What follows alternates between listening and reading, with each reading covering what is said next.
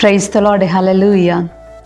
ఒక మంచి దైవజనుడు ఇలా అన్నాడు, నీ స్నేహితులు ఎవరో చెప్పు, నీవెలాంటి వాడివో నేను చెప్తాను అని. మనం సహవాసం చేసేటటువంటి వ్యక్తులు మంచివారై ఉంటారు, చెడ్డవారై ఉంటారు. మంచివారైతే మంచి దిశగా మనల్ని తీసుకెళ్తారు, చెడ్డవారైతే చెడు మార్గంలో తీసుకెళ్తారు. మనల్ని ఆధ్యాత్మికంగా మన సహవాసం బలపరుస్తుందా?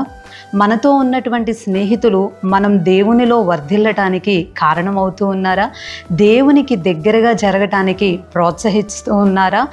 తలాంతులలో వృద్ధి చెందటానికి, ప్రభు పాదాల్ని ఎక్కువగా పట్టుకోవటానికి, ప్రార్థన జీవితాన్ని, విశ్వాసాన్ని, నిరీక్షణని, వాక్యానుసారమైనటువంటి ప్రతిదానిని పొందుకోవటానికి మనతో ఉన్నటువంటి స్నేహితులు, సహవాసం చేసేటటువంటి వ్యక్తులు కారణమవుతున్నారా?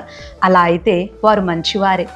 లేదు, అలా కాదు, మా స్నేహితులు, మా సహవాసం చెడు మార్గాల్లోనికి వెళ్ళటానికి, మందిరానికి దూరం అయిపోవటానికి, వాక్యము, ప్రార్థన, ప్రభు పాదాలు లేకపోవటానికి కారణమవుతున్నారు అంటే కనుక ఆ సహవాసం, ఆ స్నేహితులు మనల్ని వేరొక దిశగా నడిపించేస్తున్నారు, వాక్యానికి వ్యతిరేకమైన మార్గంలో తీసుకెళ్తున్నారు. చాలాసార్లు సైతాను మనల్ని ఎలా మోసం చేస్తాడు అంటే, చిన్నప్పటి నుండి ఉన్న స్నేహం, ఈ సహవాసాన్ని ఎలా వదులుకుంటాం, ఎంతో కాలంగా కొనసాగేటటువంటి స్నేహం ఎలా దూరం చేసుకుంటాం అనుకుంటారు.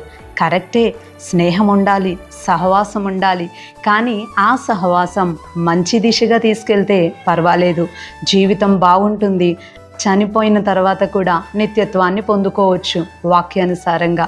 అలా కాకుండా సహవాసం పేరట చెడు మార్గంలోనికి వెళ్ళి చెడ్డ కార్యాలు చేస్తూ ప్రభువు సన్నిధికి దూరం అయిపోతూ ఉన్నట్లయితే కనుక అప్పుడు ఖచ్చితంగా మనం ఆలోచన చేయాలి. ఎందుకంటే సహవాసము కంటే దేవునితో స్నేహం చాలా ముఖ్యం కదా. ఆయన ఎల్లవేళలా మనతో చేతులు చాపి మన కొరకై ఎదురు చూస్తున్నటువంటి గొప్ప స్నేహితుడు కదా.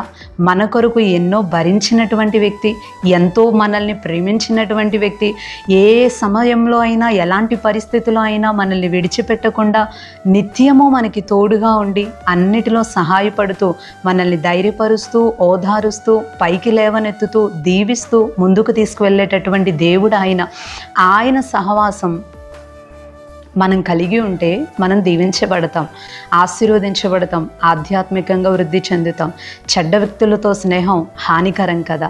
మనుషులతో స్నేహం ఉండటం తప్పు కాదు, కానీ అది చెడు మార్గంలోనికి తీసుకువెళ్ళి జీవితాన్ని ఇబ్బంది పెడుతున్నట్లయితే, ఆత్మ నష్టపోయేలాగా చేస్తున్నట్లయితే ఖచ్చితంగా మనం ఒక ఆలోచన కలిగి ఉండాలి.